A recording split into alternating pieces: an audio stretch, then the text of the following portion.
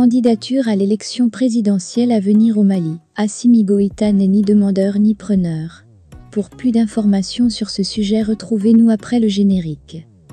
Mais avant de commencer, n'oubliez pas de vous abonner et d'activer la cloche de notification pour ne pas manquer nos prochaines vidéos. Bon visionnage.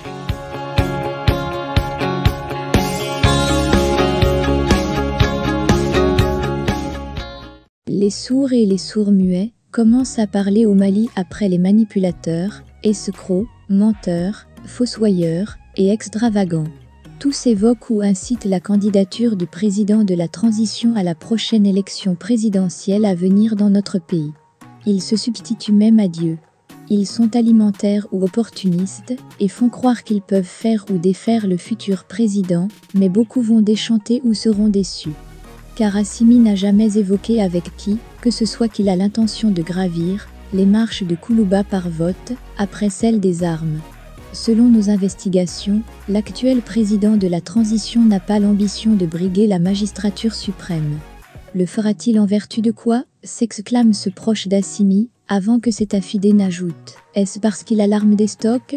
La seule ambition de ce colonel vertueux, honnête, respectueux et sérieux est de mettre le Mali sur les rails, de jeter les bases solides d'une croissance macroéconomique fiable pour le mieux-être des Maliens avant de remettre le flambeau à un patriote sincère ayant le sens de la nation, rugueux, rigoureux, gros travailleur, souverainiste, mais aussi militant pour l'intérêt général des Maliens.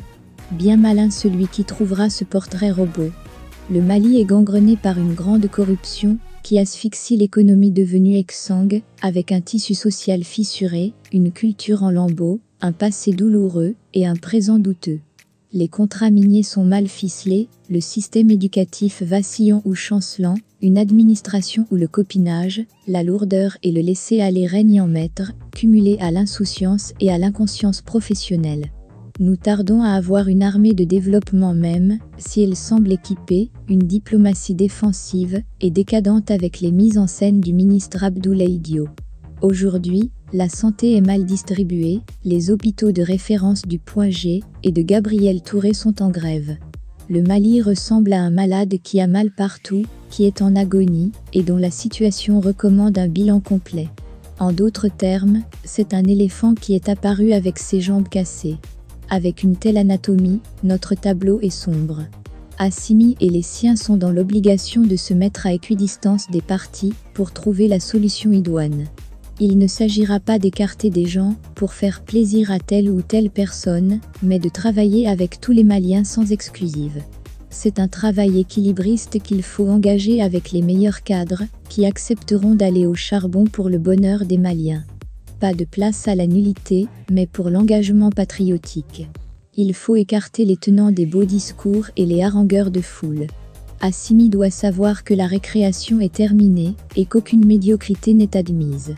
Osons toucher la plaie du doigt. Nous sommes tous des humains naturels mortels devant se soucier de notre devenir et de notre postérité.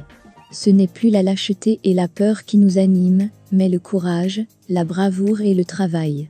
Une fois cette étape franchie, avec une sécurité retrouvée, le président de la transition peut remettre le pouvoir à celui qui correspond mieux aux aspirations du peuple malien.